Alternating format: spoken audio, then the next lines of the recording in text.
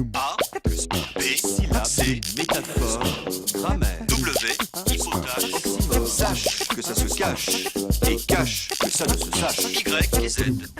Bonjour professeur, je m'appelle Jean d'Antony. Je voudrais savoir pourquoi est-ce qu'on appelle Louis XI l'universel aragne. Merci professeur. Cher Jean, vous n'avez pas trouvé araigne ou aragne dans les dictionnaires de français contemporain. Et pour cause. Le terme a disparu du français commun dès le XVIe siècle. Ce petit animal articulé de la classe des arachnides se disait en latin araneus. Pour des raisons bizarres, le mot est devenu féminin en bas latin, aranea donc. Il a donné l'ancien français aragne ou araigne. C'est le mot normal au Moyen-Âge pour désigner ce petit animal arthropode, c'est-à-dire aux pieds articulés. Ce qui explique qu'au XVe siècle, on est qualifié d'universel aragne Louis XI, dont le pouvoir était à la fois despotique et inquisiteur. Ce fut néanmoins un grand roi. L'araigne avait pour occupation principale, comme vous le savez, de filer et de tisser. Il fallait un terme pour désigner le résultat de son travail.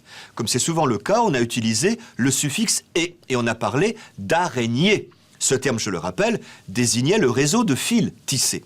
À partir du XVIe siècle, et pour des raisons obscures, araignée s'est mis à désigner l'animal lui-même.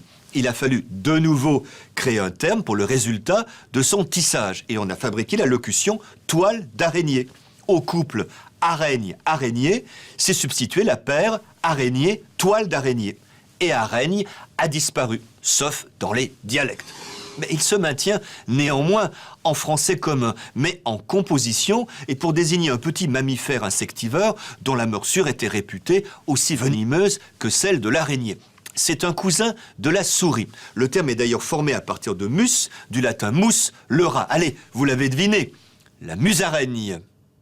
A plus B, syllabe, C, métaphore, grammaire, W, hypothèse,